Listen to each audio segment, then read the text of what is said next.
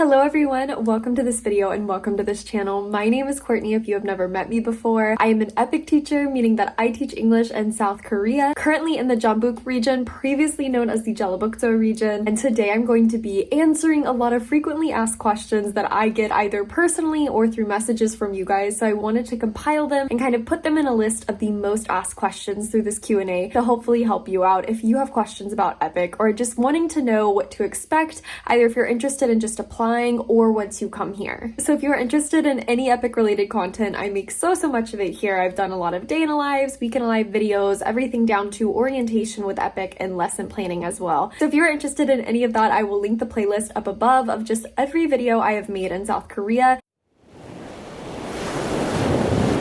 So today we're going to get into some hard-hitting questions because I think most people when they apply for EPIK, they don't know personally anybody that's actually done it. They hear it by word of mouth or usually through the internet. So it's always really valuable to hear other people's experiences, and that's what I want to bring to the table today. A disclaimer I put for every single EPIK video I make though is that each and every single person's own EPIK experience is going to be so vastly different from the next person's. Depending on the city that you're living in, honestly your nationality and everything down to the co-teachers that you have in the classroom all change your experience here in EPIK, so I can only speak from my own. So today I have the top 13 questions that are most frequently asked. So let's go ahead and jump straight in with number one, a hard hitter. Is TEFL, or teaching as a foreign language, a scam? So a lot of people have questions regarding not just South Korea, but also teaching English as a foreign language in Japan or in Thailand or in Spain or all these different areas. But if you're asking if teaching English as a foreign language is a scam, then definitely the answer for me and EPIK is no. It is very much a legitimate organization, and I think that when you apply to teach English abroad anywhere else, there's the JET program in Japan,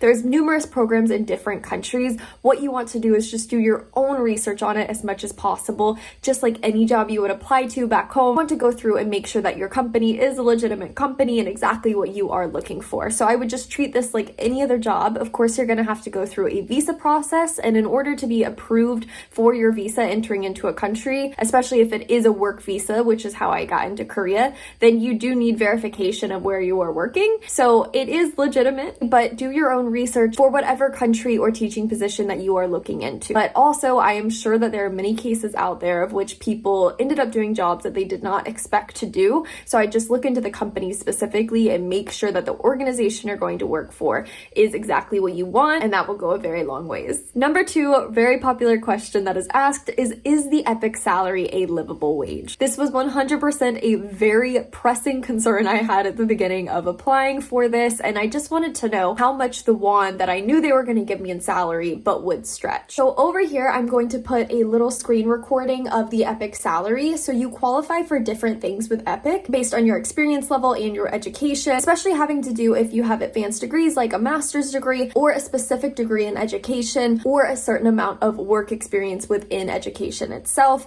So all of those things are laid out on the EPIK website, and you can check and see what your salary will be. Do note though that this will be dependent on what region you are placed in, so you do get paid a little bit less in Seoul than you do other regions. So just know that when you're applying for EPIK and you're choosing your regional placement of where your preference is, then take that into account because your salary might look different. But a short answer for this question is just to say that yes, your wage is livable here. You can stretch it as much as you want. I don't live in Seoul, so my costs are not extremely high. It's just like any other salary. I think it provides you with enough that you can save a chunk at the end from your paycheck. But also, if you're wanting to live a more luxurious lifestyle here in Korea, you just need to take into account the lifestyle that you want to live, on how much you can save and how much you spend and all of that, just like with anything else. Number three, another popular question is, how did I know that EPIK was right for me? I had previously lived abroad in Scotland, so I had enjoyed living abroad and outside of the country, and I also knew that I really wanted to try teaching. I didn't have experience in it, and my undergraduate degree was not in education, so I didn't want to go through the process of getting another additional degree to work in the States when I hadn't already taught before, so I didn't even know if that was really what was on the table for my next career move. This was just the perfect opportunity to dip my toes in, to have a legitimate teaching job that was not just tutoring on the outside or extracurricular work. You are working with EPIK inside of the Korean public school system, and that's exactly what I wanted out of this job. So I definitely came for the teaching. I know a lot of people come to experience the country, which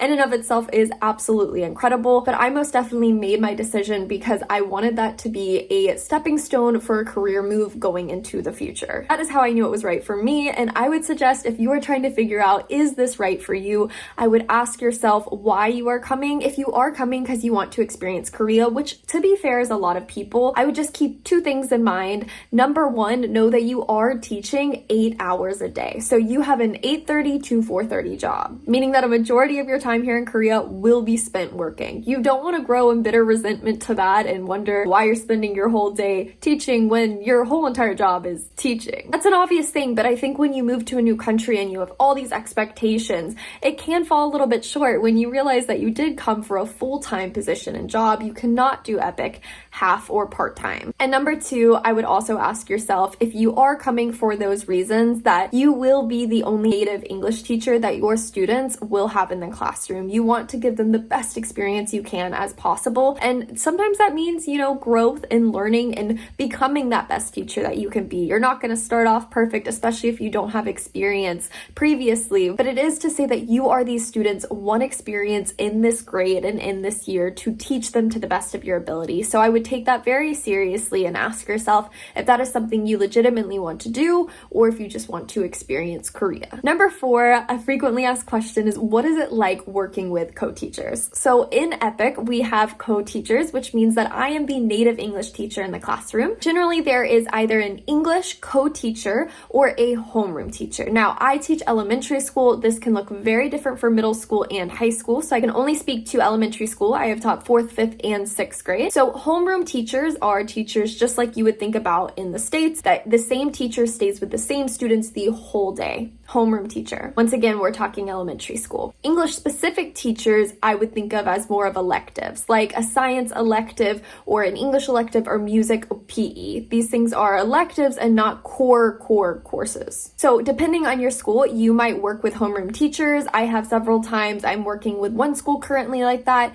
and in other schools you have your own English classroom with your own English co-teacher, but working with them can look so different because even at one school you can have multiple co-teachers. So how your co-teacher goes about co-teaching with you in the classroom can look vastly different. So I also think that depends on your personality and the amount of responsibility you want to take in the classroom. I can say that pretty much with all the co-teachers I have worked with, which has been about 12 now just in 1 year, I can say that for a majority of them, maybe 10 out of the 12, I teach all of the class, but they are there for support and backup, especially when explaining directions for activities or games in the classroom. It can get very confusing, so my co-teachers will step in for that explanation. But other than that, it's hands-off and I teach the whole class. I do have friends here where that is not their experience. They'll teach 20 minutes on and the co-teacher with them teaches the other 20 minutes of the class, and they kind of co-teach. So it really depends on the co-teacher that you get, the school system, the grade that you have, and also your personality. I love to go into the classroom and get to know the students well. I enjoy taking over the lesson if that is what my co-teacher is all right with, and then being able to pace it when I think is efficient for the class. So I like to maintain my independence in the classroom, and as long as my co-teacher and I are on the same page with that, then that's what I prefer. But if you're someone who wants a bit more support, then I would just vocalize that at the beginning when talking with your co-teacher and establishing your relationship within the classroom. Number 5, a lot of people ask me about travel schools. So if you watch any of my vlogs, you'll know that I teach at 5 different schools this semester. Last semester, I taught at 3. So what does that really mean? With EPIK, you do not necessarily work at just one school. You have up to 5 schools. I think I've heard of someone who teaches at 6, but I don't know if that's true. I can definitely say I'm pretty much at the limit of working at 5 schools, which means I go to a different school every single day of the week. But in EPIK, also you can just work at one school. So whether that's in a very rural province or that might be in Seoul, you might have a range of schools that you work at. And anything anything that is outside of your primary school, which is where your handler is, person who helps you with all of your documentation. And right when you walk away from the EPIK orientation, that person is called your handler, who is your connection with the Office of Education and everyone else. Your handler will be at your main school, and any school outside of that one will be considered a travel school. For me, some of my travel schools, they're only about 30 minutes away by bus, and then other ones are an hour by bus. And when I say that, I also mean the walking distance to the station and then back from the station to the school itself. So it takes me about an hour-long commute to get there for some, but also only 30 minutes for others. So a travel school is anything outside of your primary school. You do get paid more the more schools you have. So one school, you get paid a certain amount. 3 schools, you will get paid a travel allowance. But anything more than 3 schools, you capped at that travel allowance of 3 schools. I hope that made sense, but you do get compensated for your travel schools all the way up to 3. If you are stuck in the 4 and 5 range, like your girl here, then you just kind of embrace the change and just know that you get to meet more students, and that is a gift in and of itself. I don't think a majority of people who do EPIK get 5 schools. I do think I am an anomaly in this, so it happens, but it's not, I don't think, extremely common. I think you're probably more likely to get in the 2 to 3 school range, but also I know people who work in Seoul at very, very densely populated schools and will only teach at one school the whole year. So that's one of those things that it really just depends. Number 6, this is a question I've also gotten several times, and that is, what do you eat while you're in Korea? So I think for a lot of people, especially coming from more Western countries, your diet might change significantly. So for me, of course, that means that I eat a lot more rice and kimchi and radish than I ever have previously before. It's just something that you adjust to and you get used to. It doesn't mean that you cannot get Western food here. You definitely can order plenty of Western takeout food and you can use a fork, but it is one of those things that, of course, as you move countries, as you move cultures, things will change as well.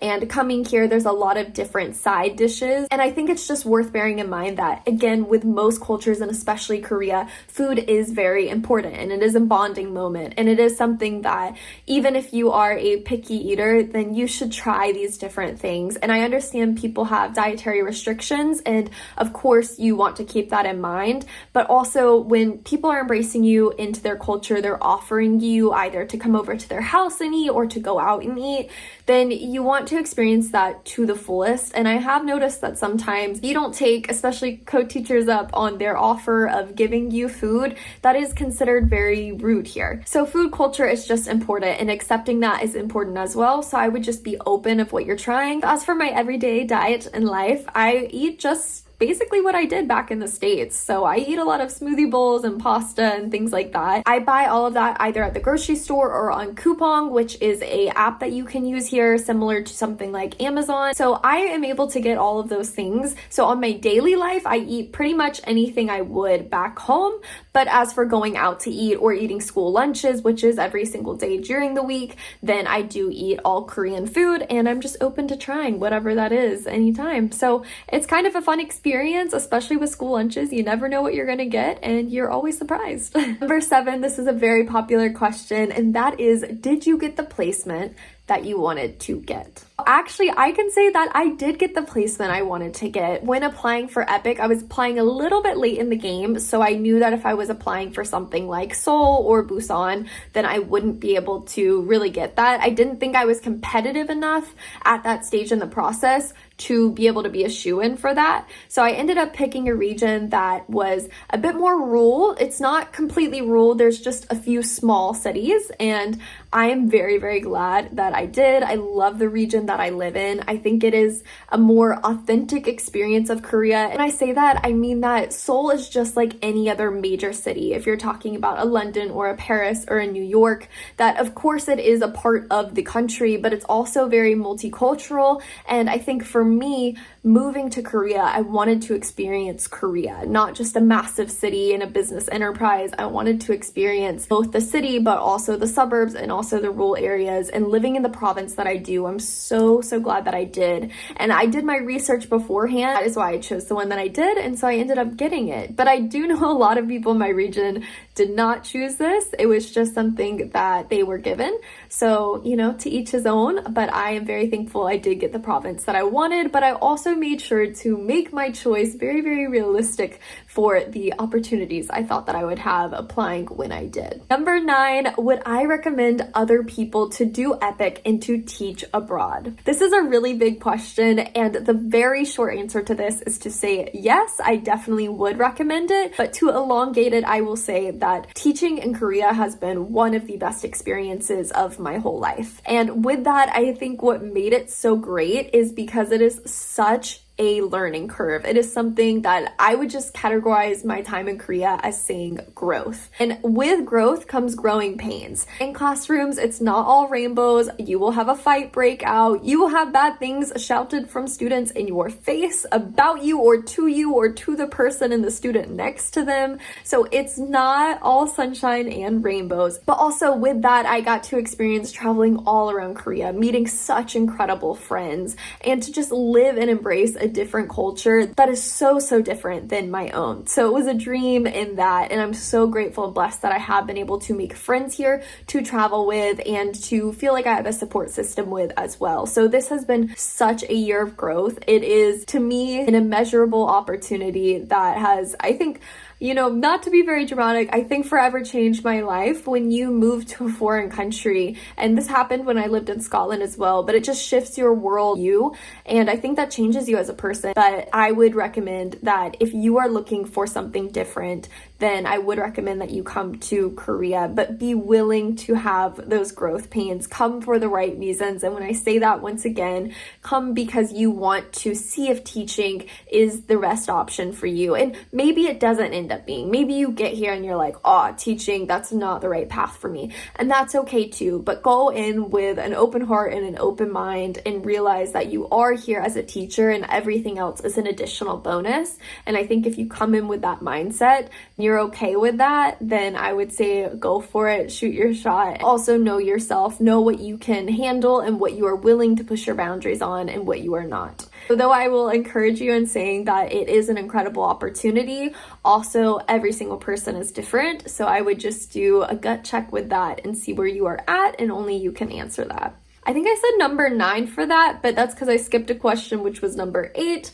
So the question is, are there churches in Korea that you can go to? I think a lot of different people have asked me this question because I am Christian. I wear a cross necklace, so I think it's a bit obvious too. And I think it's a great question because I wish I would have had someone to ask this question to before coming. For me, I have traveled in the last 2 years to quite a few European countries, both Western and Eastern Europe. And every single time I've traveled, I have been able to find a church on a Sunday to go to and attend. And that's something that I try and prioritize when I do travel. So I didn't think too much about not being able to find a single option. And for me, that is the case. But this is what I have to say about it. There are many churches in Korea. But the struggle is finding an English-speaking church. So if you can speak Korean or a different language, then you might experience something completely different. It makes sense that, of course, churches in Korea are speaking Korean. So my options in the province that I have talked about, now you know, is a small city in a more rural province. They only have one English-speaking church, and so